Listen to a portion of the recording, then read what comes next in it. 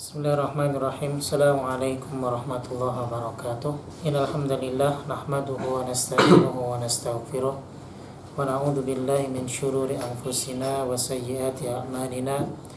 May yahdihillahu fahuwal muhtad wa may yudlil falan tajida lahu waliyyan mursyida. Asyhadu an la ilaha illallah wahdahu la syarika lah wa asyhadu anna Muhammadan abduhu wa rasuluh. Qala Allah ta'ala: Ya ayyuhalladzina amanu taqullaha haqqa tuqatih wa la tamutunna illa wa antum muslimun. Wa qala Rasulullah sallallahu alaihi wasallam: Allahumma la sahla illa ma ja'altahu sahla wa anta taj'alul hazna idza syi'ta sahla. Ikhwani rahimakumullah, alhamdulillah, pertama kita panjatkan syukur kita kepada Allah Subhanahu wa taala yang senantiasa memberikan rahmat, limpahan karunia serta inayahnya kepada kita, sehingga kita masih diberikan keistiqomahan di atas jalannya. Mudah-mudahan ini menjadi ladang bagi kita untuk selalu tekun dalam beribadah dan menjalankan ketaatan kepada Allah Subhanahu wa taala. Salawat beriringan salam tak lupa kita junjungkan kepada Nabi kita Muhammad sallallahu alaihi wasallam beserta para sahabat beliau dan juga orang-orang yang istiqomah menjalankan sunnah beliau. Ikhwani fillah rahimakumullah, kita akan melanjutkan pembahasan kita dalam kitab Al-Irsyad ila Shahihil I'tiqad karya Syekh Shalih bin Fauzan bin Abdullah Al-Fauzan hafizahullah taala, di mana pembahasan kita masih terkait dengan pembahasan tentang iman kepada para rasul, yang mana sebelumnya kita telah membahas bahwa agama para rasul itu satu, yaitu Islam. Agama para rasul satu, mulai dari rasul yang pertama yaitu Nuh alaihi salatu wassalam sampai kepada rasul kita Muhammad sallallahu alaihi wasallam. Mereka adalah agamanya satu, wa ana minal muslimin. Mereka mengatakan bahwa aku termasuk golongan orang-orang yang muslim. Ai muslim makna secara umum, yaitu memasrahkan, tunduk dan taat kepada Allah Subhanahu wa taala. Kemudian jamaah rahimakumullah, kita akan melanjutkan pembahasan kita pada pagi hari ini. Fa insyaallah yang akan kita bahas adalah khasais, yaitu keistimewaan, kekhususan yang dimiliki oleh Rasul kita Muhammad sallallahu alaihi wasallam secara global. Artinya bahwa Rasul kita alaihi salatu wasallam itu memiliki keistimewaan yang khusus, yang dimana keistimewaan tersebut tidak dimiliki oleh para nabi-nabi dan rasul utusan Allah Subhanahu wa taala sebelumnya. Dan juga keistimewaan ini juga tidak dimiliki oleh para umat, ya, baik umat terdahulu maupun umat beliau sendiri alaihi salatu wassalam. Makanya ini menjadi barometer kita tentang kebenaran risalah nubuah yang beliau alaihi salatu wassalam bawa. Maka yang menjadi patokan adalah Rasul kita alaihi salatu wassalam. Makanya Allah Subhanahu wa taala dalam Al-Qur'an menegaskan surat Al-Ahzab, laqad kana lakum fi rasulillahi uswatun hasanah. Jadi telah ada pada kalian, ya, seorang suri tauladan. Suri tauladan yang baik, imma tauladan kita dalam beribadah, tauladan kita dalam bermuamalah, tauladan kita dalam menempa akhlak dan akidah. Maka Rasul kita alaihi salatu wassalam adalah sosok yang Allah Subhanahu wa taala pilih untuk umat yang terakhir ini. Sehingga kalau terjadi keanehan kepada atas umat beliau, maka tolak ukurnya adalah Rasul kita alaihi salatu wassalam, baik dari sisi mukjizat ataupun kelebihan yang beliau alaihi salatu wassalam miliki. Makanya tatkala kita melihat ada dari umat Nabi kita alaihi salatu wassalam kok memiliki kelebihan melebihi dari Nabi kita alaihi salatu wassalam, ini sudah salah, tidak ada benarnya. Intinya adalah yang menjadi parameter adalah beliau alaihi salatu wassalam. Kenapa? Di sini disebutkan bahwa kekhususan yang dimiliki beliau sendiri, ya, jangankan umat beliau, para nabi dan rasul sendiri pun yang lain selain Nabi kita alaihi salatu wassalam tidak memilikinya. Apalagi kita melihat gelagat keanehan di umat beliau alaihi salatu wassalam. Ada yang katanya bisa terbang, ada yang katanya bisa sholat di Masjidil Haram, ada yang katanya ya, bisa mengalirkan air zam-zam sampai di Indonesia, ya. Maka ini perkara-perkara yang sudah jelas di luar dari syariat yang dibimbing oleh Rasul kita alaihi salatu wassalam. Tidak ada yang bisa melebihi kekhususan yang dimiliki oleh beliau alaihi salatu wassalam. Ya. Nah itu.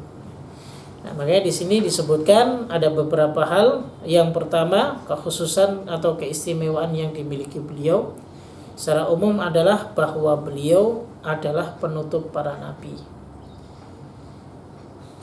Jadi kalau sudah disebutkan beliau penutup para nabi, ditambah dengan dalil yang sangat kuat sekali di surat Al-Ahzab ayat 40, maka Muhammadun aba ahadin min rijalikum walakin Rasulullah wa khataman nabiyyin. Allah tegaskan Muhammad itu bukanlah bapak dari seseorang di antara kalian, tetapi dia adalah utusan Allah dan penutup para nabi. Allah tegaskan wa khataman nabiyyin. Beliau penutup para nabi. Jadi kalau zaman kita ataupun sepeninggal beliau alaihi salatu wassalam kok ada yang mengaku sebagai nabi, mengaku sebagai utusan Allah Subhanahu wa taala, jelas itu terbantahkan dengan ayat ini. Ya. Terbantahkan.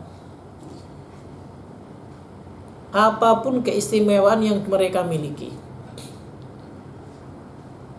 tetap mereka tidak diakui karena Allah telah menutup utusannya dengan Rasul kita alaihi salatu wassalam. Dan ditegaskan walakin Rasulullahi wa khataman nabiyyin. Beliau adalah utusan Allah dan juga penutup para nabi. Allah telah menyebutkan demikian. Artinya Allah sudah tidak mengutus nabi-nabi, Allah juga sudah tidak mengutus lagi rasul.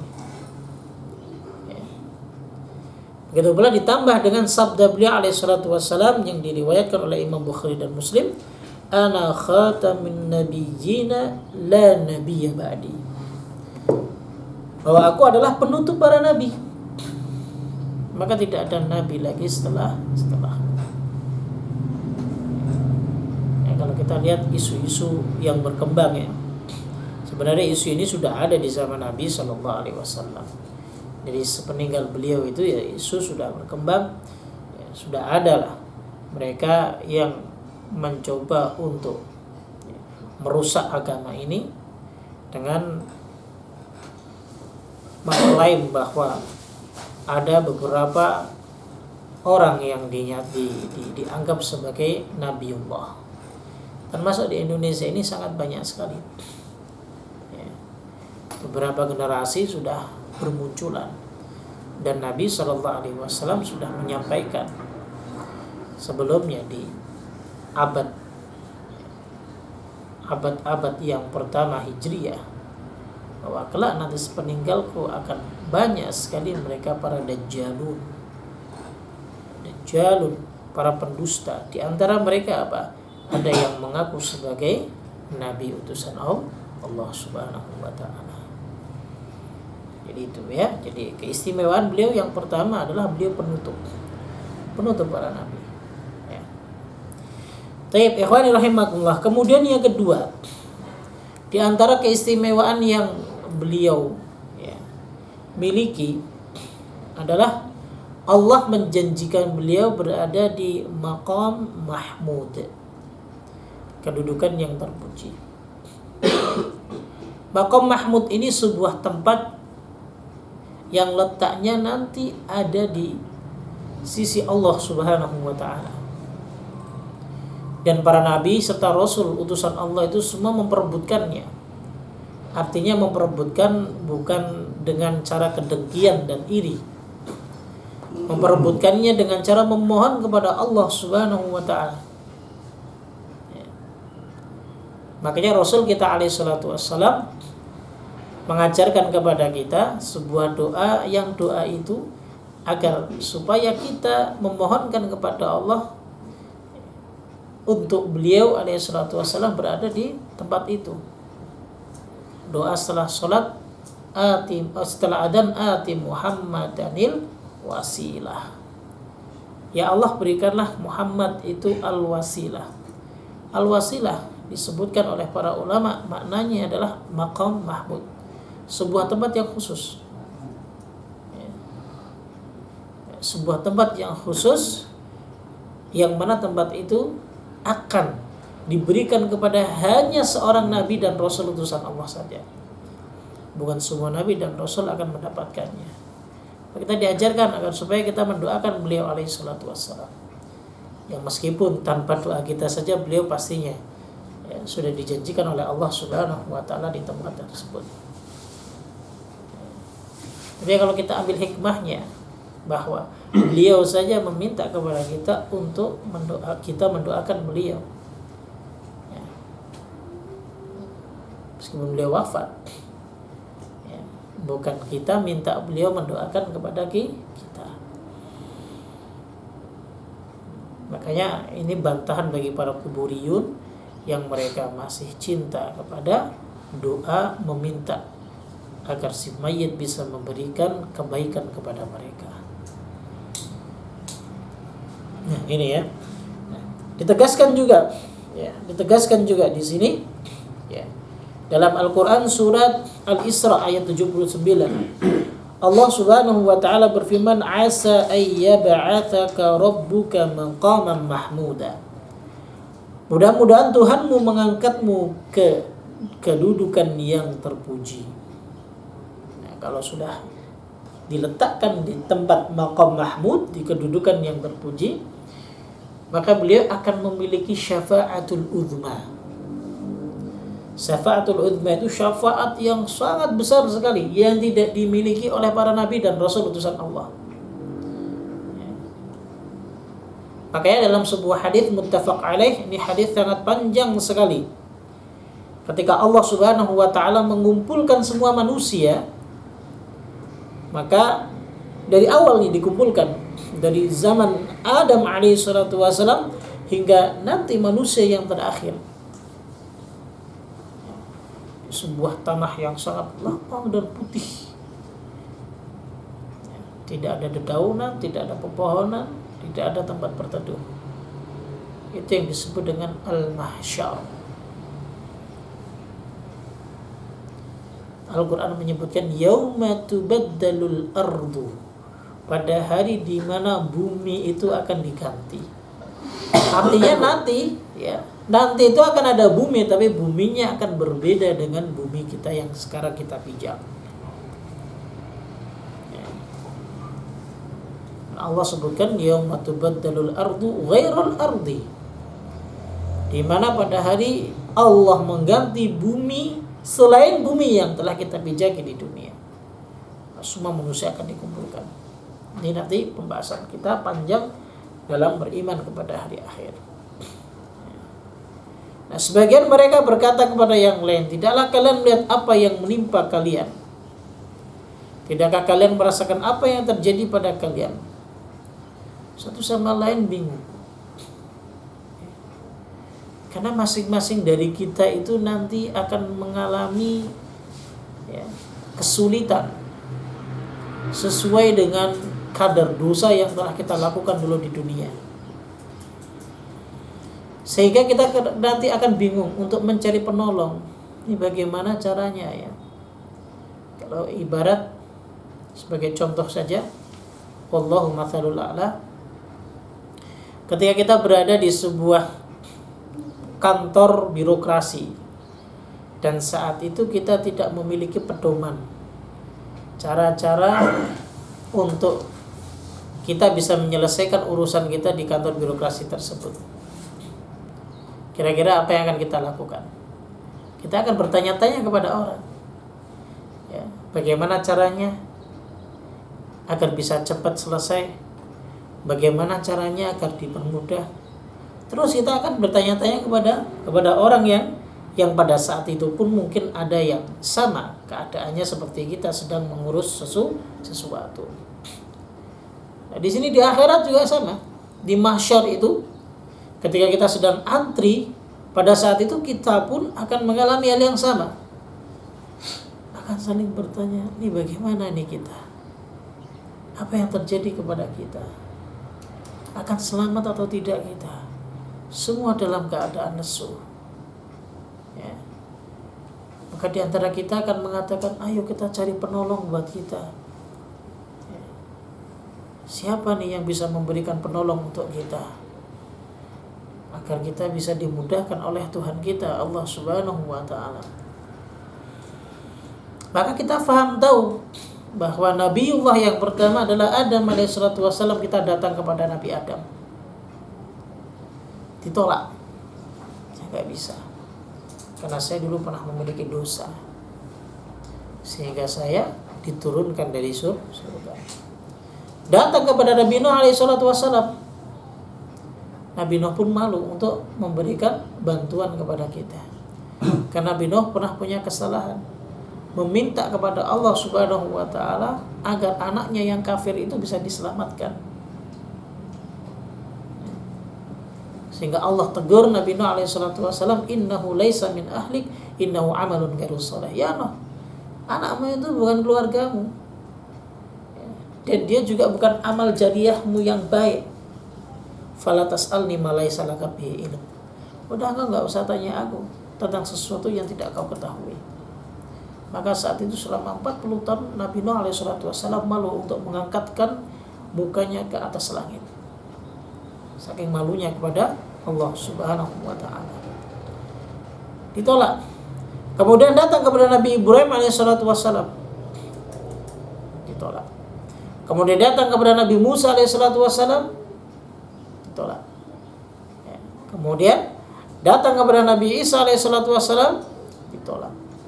Memberikan ya petunjuk agar supaya datang kepada Rasul kita alaihissalatu wassalam. Kemudian kita nanti kelak akan mendatangi Nabi kita alaihissalatu wassalam, maka beliau menjawab, ini adalah bagianku. Beliau kemudian sujud hingga Allah mengizinkan beliau memberi syafaat. Bayangkan ya. Sampai di mahsyar pun beliau masih memohonkan ampun kepada Allah Subhanahu wa ta'ala. Begitu cintanya beliau kepada umatnya, sehingga beliau alaihissalatu wassalam bersujud kepada Allah Subhanahu wa ta'ala, meminta izin kepada Allah agar bisa menyelamatkan umatnya. Nah, inilah keutamaan beliau alaihissalatu wassalam di atas semua makhluk. Maka amat sangat jahil sekali jika ada di antara kita yang masih meremehkan apa yang telah beliau alaihissalatu wassalam bawa untuk kita semuanya. Taib, ikhwani rahimakumullah, itu yang kedua, yaitu kekhususan beliau berada di maqam Mahmud. Kemudian yang ketiga kekhususan beliau adalah, keistimewaan beliau adalah keumuman risalah beliau itu tidak mencakup kepada manusia saja, ataupun bahkan secara terperinci hanya kepada bangsa Arab saja, tidak. Tapi keumuman risalah beliau itu kafatan linnas, kepada semua manusia, bahkan kepada jin pun risalah tersebut wajib untuk dijalankan. Ini tegas Allah sebutkan dalam surat Al-A'raf ayat 158. Qul, katakan Muhammad, ya ayyuhan nas, wahai manusia, inni Rasulullahi ilaikum jami'a. Sesungguhnya aku utusan Allah kepada kalian semua. Jadi tidak memandang manusia, tidak memandang jin, tidak memandang bangsa Arab, tidak memandang bangsa Indonesia. Agama satu, Islam itu satu. Ya. Islam itu satu. Kita jangan terkecohkan ataupun terpengaruh dengan orang-orang liberal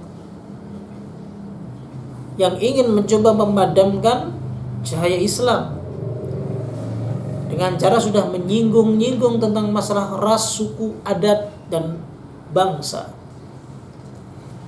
Ya. Dikatakan Islam Arab, Islam Indonesia berbeda. Ya. Nanti Islam di Jawa berbeda dengan Islam yang ada di Sumatera. Tidak ada perbedaan dalam Islam. Ajaran Islam hanya satu. Ajaran yang dibawa oleh Rasul kita alaihi salatu wassalam. Wa ma arsalnaka illa kafatan linnas. Dan tidaklah aku utus engkau ya Muhammad melainkan apa? Kafatan linnas. Jadi ajaran itu ya, sumbernya dari Rasulullah sallallahu alaihi wasallam. Kafatan linnas, untuk semua manusia. Jangankan umat beliau yang hanya berbeda bangsa, yang hanya berbeda suku, yang hanya berbeda warna kulit. Bahkan semua agama yang sebelumnya dianut oleh manusia, itu semuanya harus wajib untuk ditinggalkan dan mengikuti agama yang dibawa oleh Rasulullah SAW. Semua harus ditinggalkan. Wajib mengikuti agamanya yang dibawa oleh Rasul sallallahu alaihi wasallam. Makanya lucu sekali kalau sampai ada yang termalu itulah ya. Kadang ini yang banyak ikut itu adalah mereka orang-orang jahil yang tidak ada pondasi agama. Jangan ikut-ikutan agamanya orang Arab. Nah, Rasul kita dari Arab. Beliau dari Arab. Tapi Allah tegaskan wa ma arsalnaka illa rahmatan lil alamin. Diutusnya beliau itu untuk menjadi apa? Rahmat bagi seluruh alam. Ya. Andaikan semua umat beliau yang mengaku sebagai muslim hanya mengikuti ajaran yang diajarkan oleh beliau saja, tanpa mencampurkan dengan adat istiadat masing-masing wilayah, maka pastinya din ini akan menjadi dinun wahid,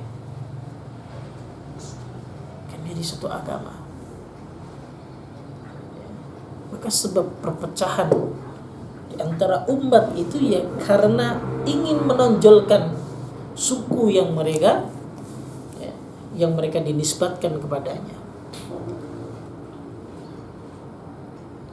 Makanya Islam ketika turun dibawa oleh Rasulullah SAW dulu di Madinah, sebelum mereka disentuh oleh agama Islam, peperangan antara suku Aus dan Khazraj, ini dua suku yang besar sekali yang berada di Madinah, itu sudah turun temurun ya, dari nenek moyang mereka tidak pernah akur. Datang Islam, Aus dan Khazraj melebur menjadi satu. Ya. Syekh Muhammad bin Abdul Wahhab rahimahullahu ta'ala, kenapa beliau ditarik oleh Raja Muhammad bin Saud ya, untuk menjadi dai ya, ataupun diberi wadah untuk menyampaikan dakwahnya, khususnya kepada di wilayah Jazirah Arab ya, di Najd, di Hijaz dan yang lain sebagainya, karena apa yang diajarkan oleh beliau yaitu dakwah tauhid ternyata mempersatukan antara suku satu dengan suku yang lain. Artinya Islam itu sebenarnya mempersatukan antara negara satu dengan negara lain, antara suku satu dengan suku yang lain. Makanya lucu kalau ada yang mengatakan Islam di Indonesia itu beda dengan Islam di Arab, Islam di Mesir beda dengan Islam di Madinah. Islam itu justru mempersatukan dengan kalimat tauhid, bukan dengan toleransi. Salah kalau andaikan ada yang mengatakan bersatunya Islam itu saling menghormati perbedaan pandangan. Ini salah. Akhirnya dalil yang lemah disebut ikhtilafu ummati rahmah. Perselisihan antara umatku ini rahmah, tidak musibah.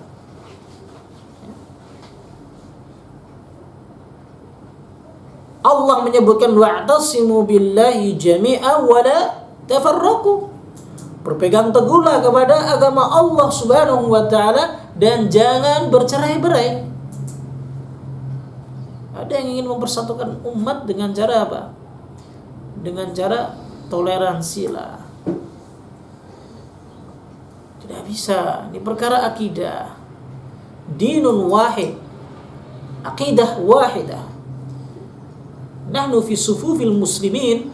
Kita ketika berada di safnya kaum muslimin, ya harus benar-benar menanamkan tauhid yang sama. Tidak bisa bagaimana mau disatukan kalau tauhidnya berbeda. Harus sama. Baru menjadi ummatan wahidah. Jadi umat yang menjadi umat yang satu. Nah, jadi itu ya, ikhwani rahimakumullah ya. Intinya adalah karena risalah beliau yang beliau bawa itu berlaku umum, tidak hanya dari bangsa manusia saja, tapi juga berlaku pada bangsa jin pula. Tidak hanya perkara turun di Jazirah Arab saja kemudian Islam menjadi Arab, tidak, tapi menyeluruh kepada seluruh alam semesta ini. Bahkan ya, perkara-perkara hukum-hukum yang ada di dalam Al-Quranul Karim ya, itu semua pun tidak hanya dikhususkan kepada mereka, mungkin para sahabat yang pada saat itu terkena hak ataupun hukum-hukum yang dijelaskan di dalam Al-Quran. Misal tentang masalah zihar. Zihar terjadi kepada sahabat di zaman Nabi SAW. Li'an, kemudian hukum mencuri, perempuan makhzumiyah ya. Kemudian tentang masalah diatnya orang-orang yang membunuh ya, balasannya orang-orang yang membunuh. Itu meskipun Al-Quran ya, menghukumi di saat itu adalah beberapa para sahabat Nabi SAW, bukan berarti kemudian hukum-hukum tersebut hanya kepada mereka saja, tapi hukum itu tetap baqin, akan selalu ada ila yaumil qiyamah. Biar andaikan ada di zaman kita sekarang, ada seorang suami yang mengatakan bahwa engkau kok kayak ibuku ya, dengan niat memang benar-benar ingin menyamakan antara dia dengan ibunya, ini hukum zihar. Kemudian ada seorang suami yang menuduh istrinya melakukan zina tanpa ada saksi, maka berlakulah hukum li'an, saling melaknat saja antara suami dan istri. Ini terjadi di zaman Nabi SAW, tapi bukan berarti dalil tersebut hanya khusus ya, diturunkan kepada satu sahabat yang pada saat itu telah terjadi li'an antara dirinya dengan istrinya. Tapi hukum ini tetap baqin, tetap ada ila yaumil qiyamah, sampai hari kiamat. Ya. Artinya adalah ya, ikhwani rahimakumullah, yang ingin kami sampaikan di sini ya, dari kekhususan ya, keumuman risalah beliau ini, kami ingin menyampaikan ya, bahwa jangan sekali-kali di dalam Islam ya, mencantumkan label suku, agama ataupun wilayah. Karena Islam itu wahid, satu. Islam itu satu, agamanya satu dan sumbernya satu.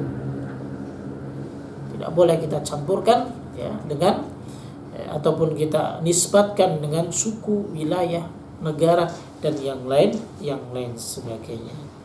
Ya. Gitu. Tayyib, itu yang ketiga. Ya.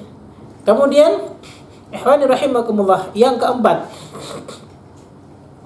di antara keistimewaan Rasulullah Shallallahu Alaihi Wasallam adalah Al-Quran.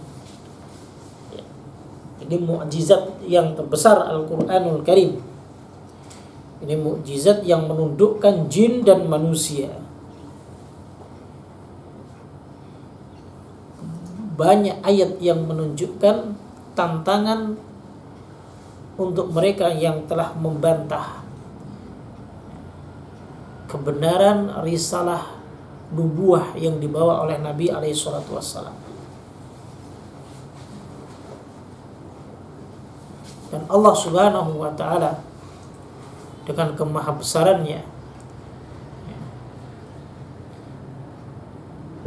memang benar-benar telah memberikan sebuah skenario dalam kehidupan Rasul kita alaihi salatu wassalam, sebaik-baik skenario yang tidak bisa untuk ditiru skenario Allah Subhanahu wa taala.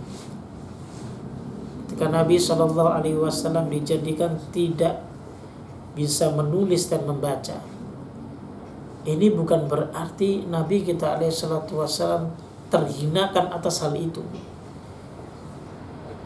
Tidak. Tapi justru malah ketika beliau tidak bisa membaca dan menulis, beliau ingin diberikan keistimewaan oleh Allah Subhanahu wa taala di usia di mana beliau diberi wahyu oleh Allah Subhanahu wa taala dengan kalimat bahasa yang sangat santun dan balaghah tingkat paling tinggi, untuk menyadarkan mereka para penyair secara khususnya dan bangsa Arab secara umumnya bahwa itu merupakan kalamullah, bukan ucapan Rasulullah sallallahu alaihi wasallam. Insyaallah begitu indahnya Al-Quran yang kita sedang pelajari. Dari sisi membacanya, tidak ada sebuah kitab ataupun pedoman atau petunjuk yang paling rinci mempelajarinya selain Al-Quran. Kita dituntut untuk mempelajari dari sisi membacanya.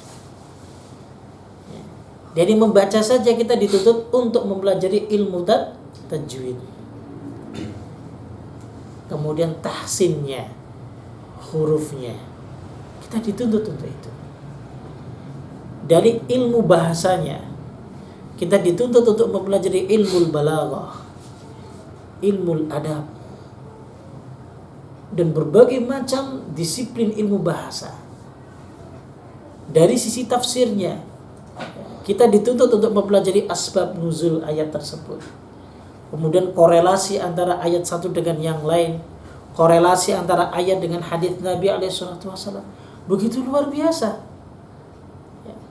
Tidak ada yang lebih baik petunjuk bagi umat Nabi SAW agar supaya mereka bisa selamat dunia dan akhirat kecuali petunjuk Al-Quranul Karim. Makanya beliau menyebutkan apa? Fa inna asdaqal hadithi kitabullah.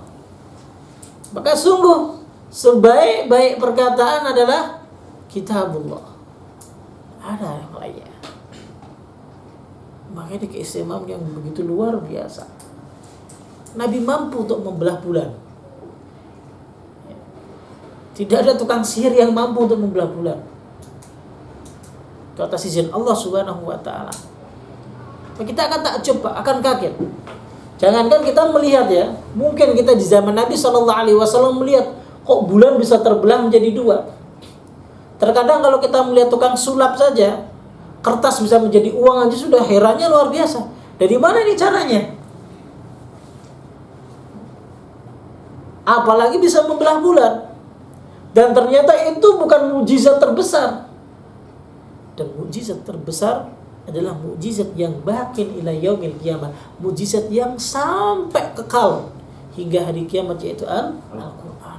Maka sungguh mulia bagi mereka siapa-siapa saja yang mempelajari Al-Quran, mencoba untuk melantunkan ayatnya, mencoba untuk menghiasi dengan nada-nadanya, mencoba untuk mempelajari ilmu tajwidnya. Maka rugi kalau sampai gak mau belajar Al-Quran.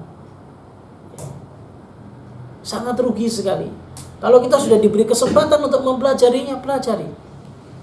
Diberi wadah dan tempat untuk belajar, belajar di tempat tersebut.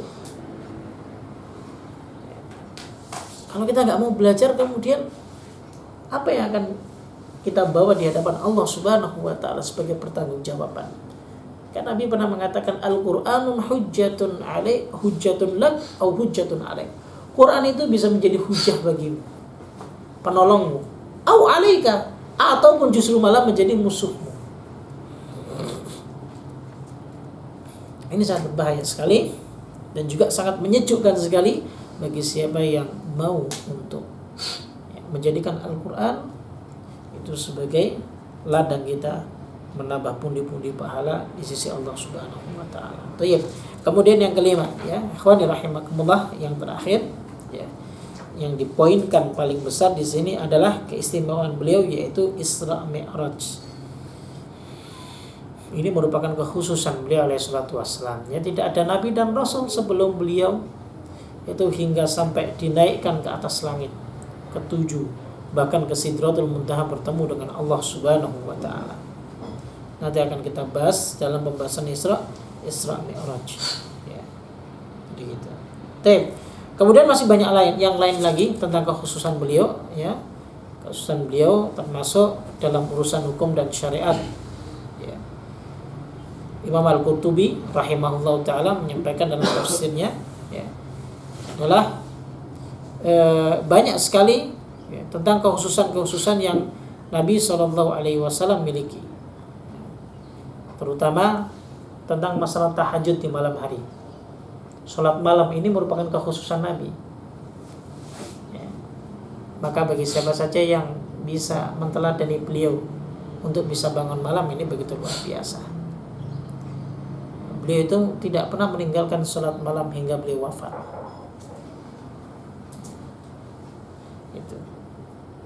Ini teksnya jelas di dalam surat Al-Muzammil, kemudian surat Al-Isra juga disebutkan. Allah memberikan motivasi kepada beliau. Wa minal laili fatahajjad bihi nafilatan lak asa ayyam athaka maqamam mahmuda. Dan di antara sebagian malam itu ada waktu-waktu yang kau harus gunakan untuk melakukan tahajud atau salat malam. Itu sebagai tambahan ibadah bagi dirimu. Semoga dengan itu Allah katakan kau akan dibangkitkan, ya, dan diberikan tempat yang sangat terpuji di sisi Allah Subhanahu wa ta'ala. Kemudian juga diantaranya adalah bahwa bila Nabi mengamalkan suatu amal, beliau menetapkannya. Kemudian juga diantaranya adalah diharamkannya zakat atas Nabi dan keluarga beliau. Ini keistimewaan dan kekhususan beliau. Kemudian diantaranya adalah saum wisol. Saum wisol itu puasa bersambung. Itu hanya Nabi SAW saja. Menikah dengan lebih dari 4 orang. Ya. Dihalalkan perang bagi beliau di Mekah. Ya, maka nggak boleh untuk berperang. Beliau tidak diwarisi. Pernikahan beliau tetap tegak sesudah wafat. Beliau menalak seorang wanita, maka wanita tersebut tidak halal dinikahi oleh orang lain, laki-laki lain, ya, tidak boleh. Dan janda-janda Nabi SAW tidak boleh dinikahi oleh laki-laki yang lain. Ini diantara kekhususan secara umum, secara manusiawinya beliau alaihi salatu wassalam. Nah, inilah, ya, ikhwani rahimakumullah, beberapa poin-poin terbesar, ya, tentang kekhususan beliau alaihi salatu wassalam, ya, dengan para nabi dan rasul sebelumnya, serta kekhususan yang hanya dimiliki oleh beliau dan tidak dimiliki oleh umat beliau alaihi salatu wasallam. Insyaallah akan kita bahas 3 poin yang paling besar. Di antaranya adalah nanti Isra Mi'raj juga akan kita bahas. Ya, kita akan lihat apakah Mi'rajnya Nabi SAW itu hanya ruhnya saja, ya, ataupun mi'rajnya beliau itu juga dengan jasadnya. Apakah beliau bertemu dengan Allah Subhanahu wa taala ataupun tidak? Dan nanti akan kita bahas insyaallah taala pada pertemuan berikutnya. Wallahu a'lam. Subhanakallah bihamdik asyhadu an la ilaha illa anta astaghfiruka wa atubu ilaik. Assalamualaikum warahmatullahi wabarakatuh.